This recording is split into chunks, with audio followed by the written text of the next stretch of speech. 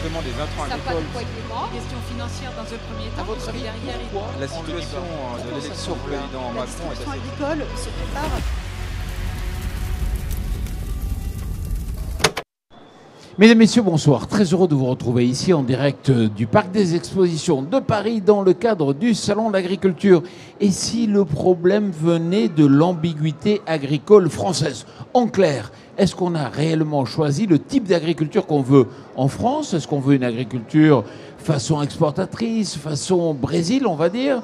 Ou au contraire, une agriculture plutôt tournée vers les territoires, vers une forme d'autosuffisance façon Suisse? Encore faut-il que la Suisse soit autosuffisante sur le plan agricole. On va pouvoir en débattre avec Colline Sauvran. Bonjour Colline. Bonjour. Vous êtes chargée de plaidoyer de Terre de Liens. Terre de Liens, comment on définirait? C'est un mouvement citoyen qui facilite l'installation agricole en achetant des terres agricoles. À vos côtés, Stéphane Linou, il est expert associé au laboratoire Sécurité Défense du CNAM. Oui, bonjour. Ta spécialité, puisqu'on se connaît bien? Alors, je creuse le lien depuis 25 ans à peu près entre la non-résilience alimentaire de nos territoires et notre sécurité nationale. Exactement. Et juste à ma droite, Ludovic Brindejon. Bonjour Ludovic. Bonjour. Alors toi Ludovic, tu es DG d'Agriéthique. Alors déjà on va parler, tu es venu avec plein de produits. Qu'est-ce qu'il faut voir derrière ces produits?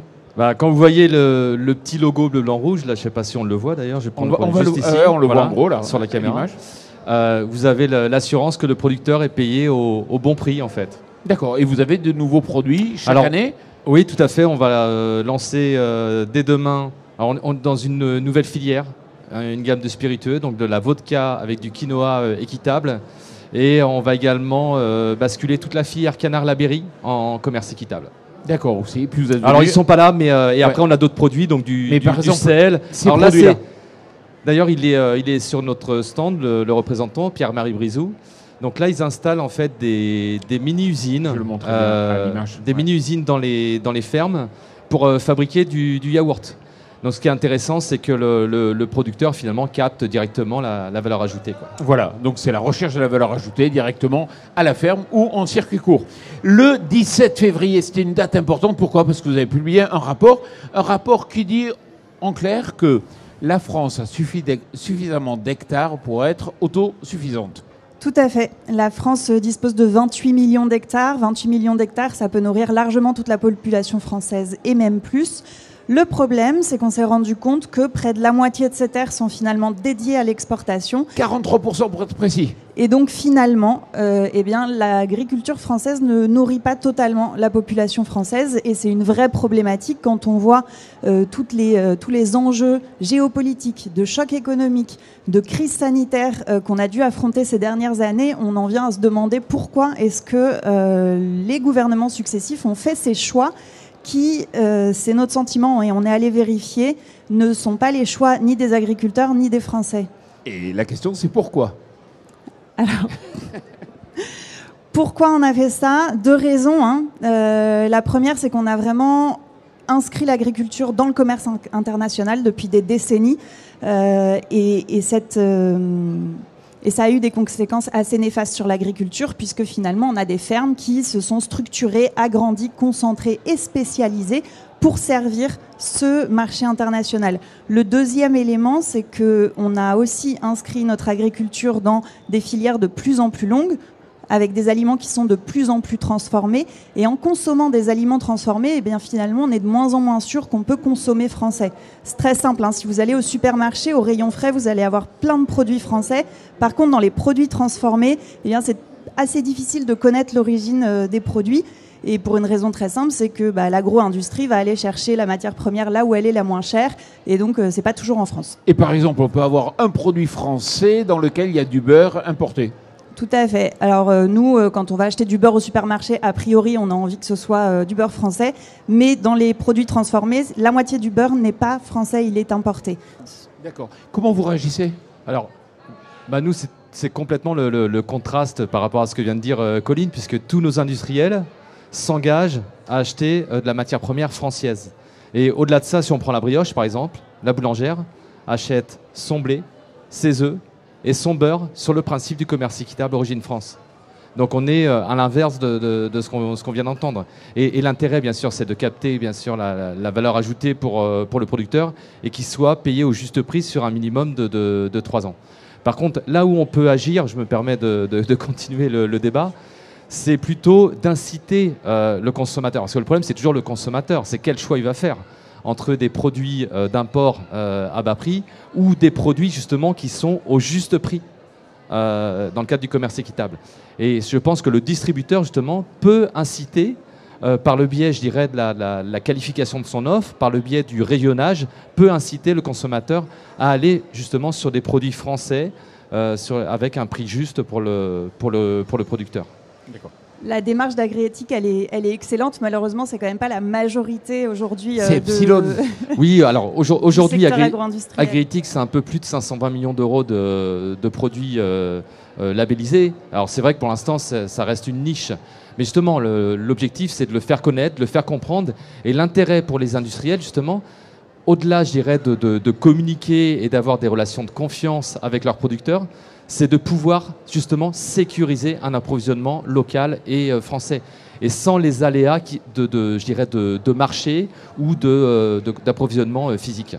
Et nous, on a l'impression, moi j'ai l'impression que les industriels, ils veulent toujours prendre un produit, le remplacer par un autre moins cher. Pourquoi ils vont dans cette démarche avec vous ? Je viens de le dire en fait, c'est que eux, ils ont fait un choix en fait.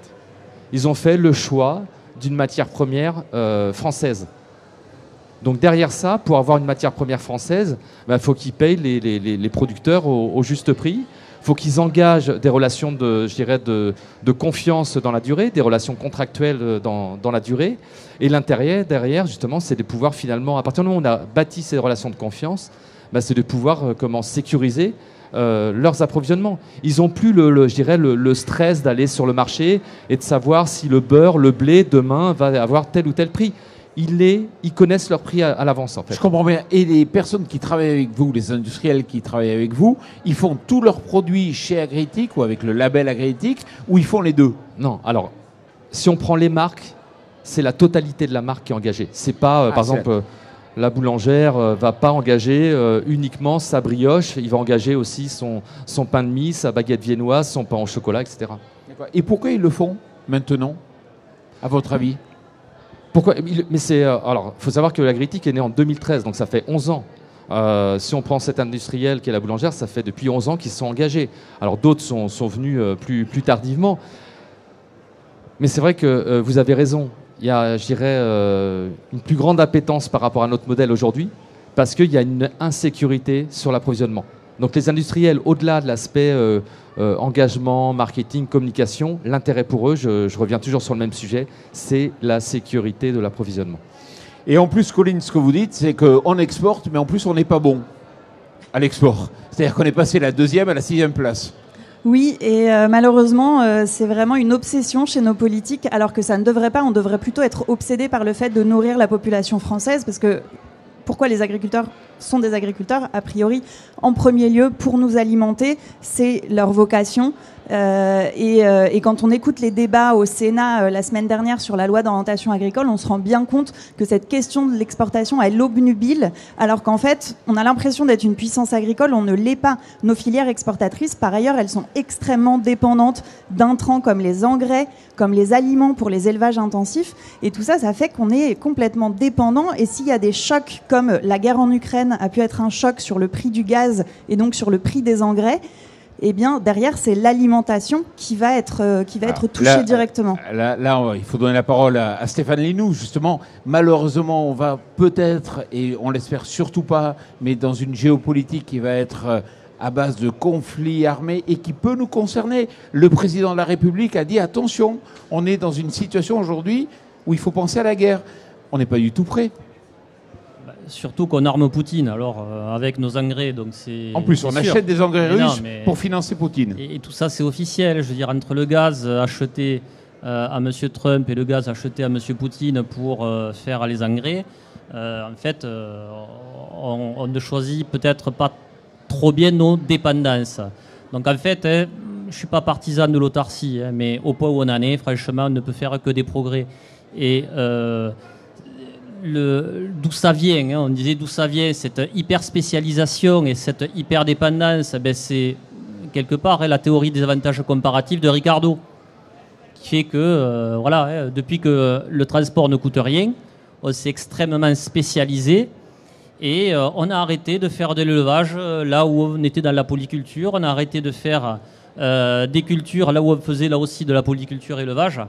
Et donc, en fait, on s'est complètement déshabillé et nous sommes complètement non seulement sous perfusion d'intrants, mais également de main-d'œuvre et même au niveau de la mécanisation et des produits phyto, mais également à l'intérieur de nos territoires. 98% de ce qui remplit nos assiettes dans nos territoires arrive par les camions venant d'autres régions et d'autres nations. Et dans le même temps, comme c'était le cabinet Utopie qui l'avait démontré, 97% de notre alimentation dans nos territoires part avec les camions toujours dans d'autres régions et dans d'autres nations. Donc en fait, c'est comme la clim, c'est du double flux. Un flux sortant pour envoyer ce qu'on a décidé de surproduire et un flux rentrant pour faire revenir ce qu'on a décidé d'abandonner. Donc en fait, tout ça, ça marche lorsque les perfusions marchent. Et au bénéfice du CO2 et de la pollution.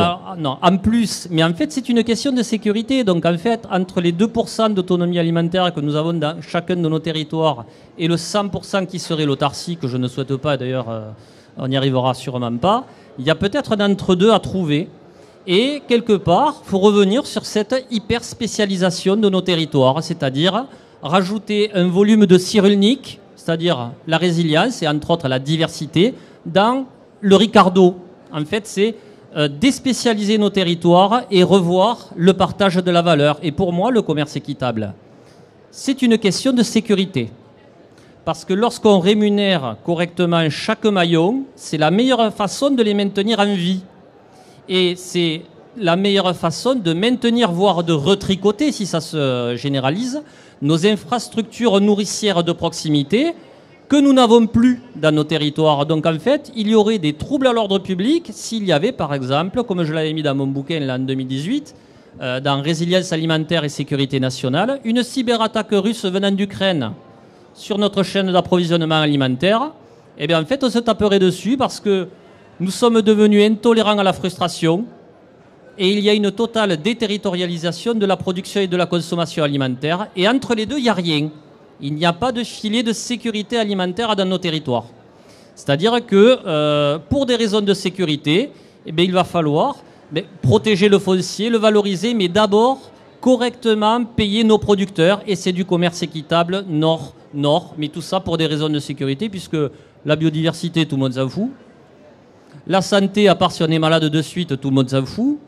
Le revenu des agriculteurs, en gros, tout le monde s'en fout, sinon ils n'en seraient pas là. Alors que pour des raisons de sécurité, là, c'est pas pareil. Donc en fait, il va falloir peut-être sortir de notre ébriété et revoir les choses en face et reconnaître que le lien entre alimentation et sécurité, c'est le plus vieux sujet du monde. Et nous avons besoin non seulement de nos agriculteurs, d'accord, mais pour qu'ils soient là, il faut qu'on les paye correctement et qu'on cuisine. Parce que vous le disiez tout à l'heure, je ne sais pas vous, il me semble que dans un produit ultra transformé, on ne sait plus ce qu'il y a dedans. Plus les circuits sont longs, et plus il est possible de faire les cons. Petit clin d'œil aux lasagnes de cheval. Donc en fait, le transformer soi-même et collectivement en ayant un œil dessus, c'est aussi la meilleure façon de produire français, de rémunérer français et de gagner en souveraineté, en santé. Et Stéphane, quand vous parliez d'ébriété, c'est l'ébriété énergétique, bien sûr. Ah oui, on est complètement bourré. Directement. Donc, globalement, vous êtes tous d'accord ? Merci Stéphane. Mais le problème, s'il faut faire du commerce équitable, moi je suis partant. Mais ça a l'air tellement simple. Pourquoi on ne fait pas justement dans le sens que vous dites ? Après, il faut arriver à faire basculer les industriels, les consommateurs, les industriels, les distributeurs vers ce type de modèle. Ouais. Et là, il faut peut-être inciter fiscalement. On parlait de TVA sociale notamment sur les produits de commerce équitable. Également pour les industriels qui s'engagent de manière, massive dans ce type de modèle, il faut pouvoir aussi les privilégier. Mais je pense surtout que le distributeur a un rôle ultra stratégique. Si lui, il sanctuarise dans ses rayons ce type de démarche, on arrivera à promouvoir la démarche auprès des consommateurs. Vous lui faites confiance aux distributeurs ? Disons qu'il faut qu'il contractualise aussi le distributeur. Il faut le forcer. Je ne lui demande même pas de contractualiser sur un prix. Je lui demande juste sur une période donnée, dans son rayon, de mettre à niveau des yeux du consommateur ce type de produit. Et déjà en faisant ça, on va développer les ventes et inciter le consommateur à aller vers ce type d'achat. Et juste, petite précision, pardon, Colline, ces produits ne sont pas forcément plus chers. On les retrouve dans tous les circuits, on va dire. Alors bien sûr, les circuits spécialisés, la GMS, les boulangers artisans, les collectivités. Et ils ne sont pas forcément plus chers. Pourquoi ? Parce que le prix des matières premières qu'on a intégrées dans ces produits sont déconnectés de la volatilité des marchés.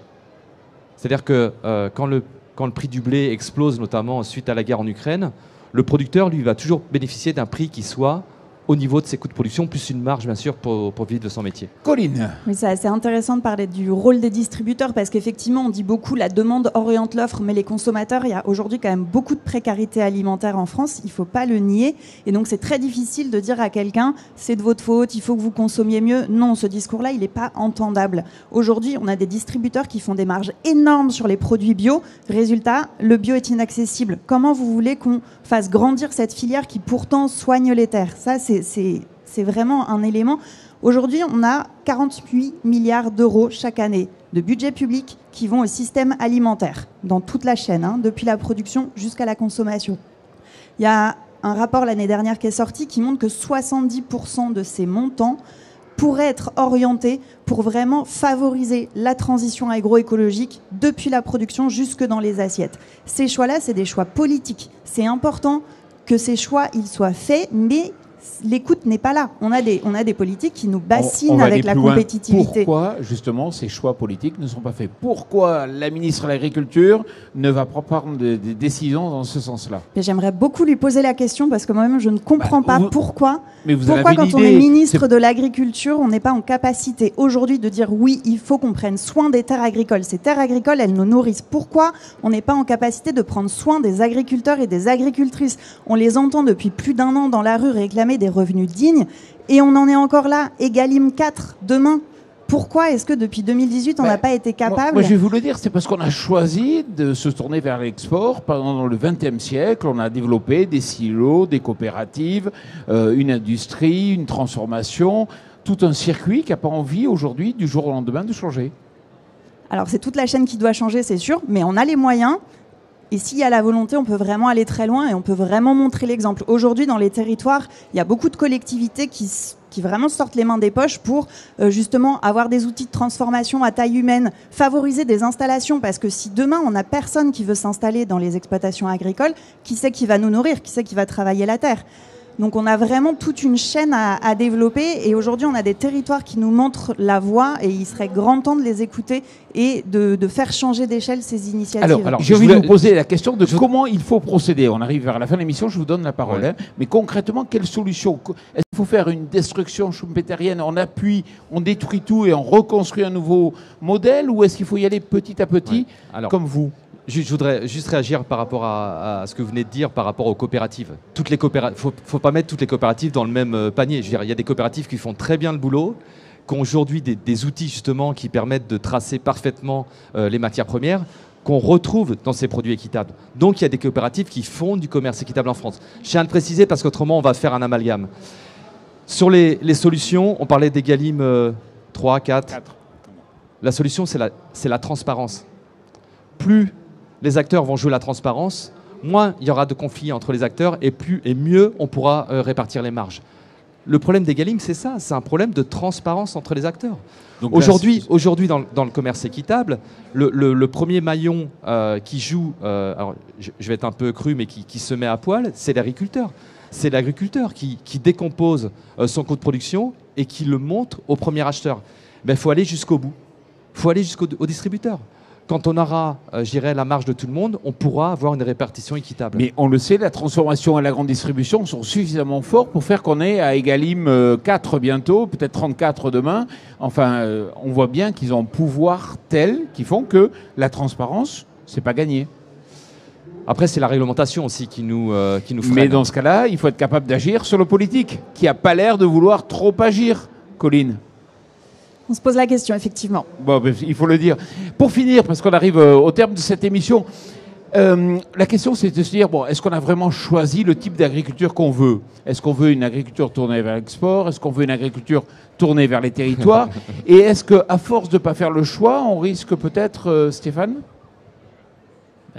À force de ne pas choisir, on risque de perdre 2 fois. On ne l'aura jamais aussi grosse que l'Ukraine avec ses 10 mètres de tchernosium, ni le Brésil, ni le Canada. Et au niveau des territoires, si on n'organise pas une part d'achat public ou autre, eh bien, on perdra aussi. Donc en fait, il y a peut-être une étape incontournable à partir de laquelle on pourra peut-être avancer dans cette direction-là. C'est de réellement considérer l'alimentation et les conditions de la produire comme une question de sécurité nationale et d'ordre public. Et vous dites même qu'on peut remettre en cause des accords comme le Mercosur. Oui, mais expliquez pourquoi. On n'a pas essayé. En 2 mots. Pourquoi? Comment? L'argument de la sécurité nationale.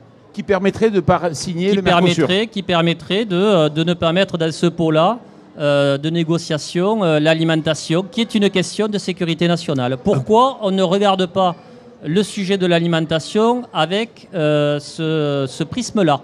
Un peu à la Trump. C'est le plus... Non, mais sans être dans le repli, on est d'accord. Ce qu'on a été capable de faire pour nous défendre en termes militaires avec la BITD, la base industrielle et technologique de défense, on a créé un écosystème pour concevoir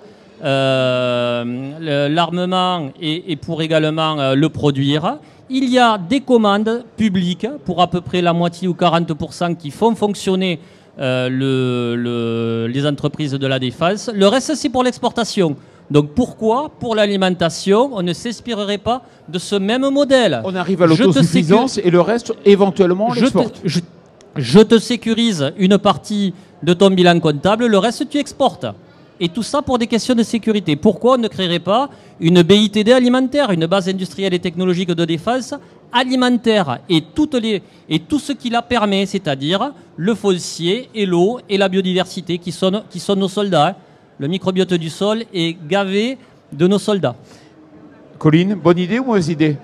C'est sûr qu'il faut protéger toutes les ressources qui nous permettent de nous nourrir. Enfin, je veux dire, ça devrait être la priorité numéro 1 de l'État. Les terres, les agriculteurs, l'eau et la biodiversité, parce que même si tout le monde s'en fout, c'est quand même essentiel d'avoir des abeilles pour polliniser les champs.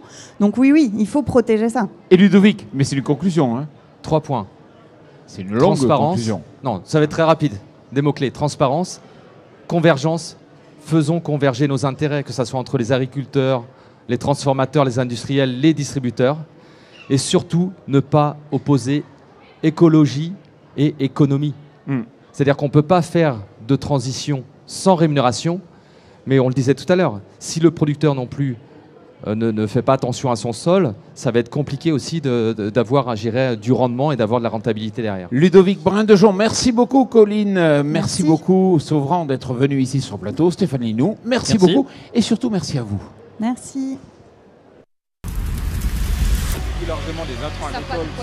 Question financière dans un premier temps. À votre avis, pourquoi la situation de l'élection président Macron est assez... agricole se prépare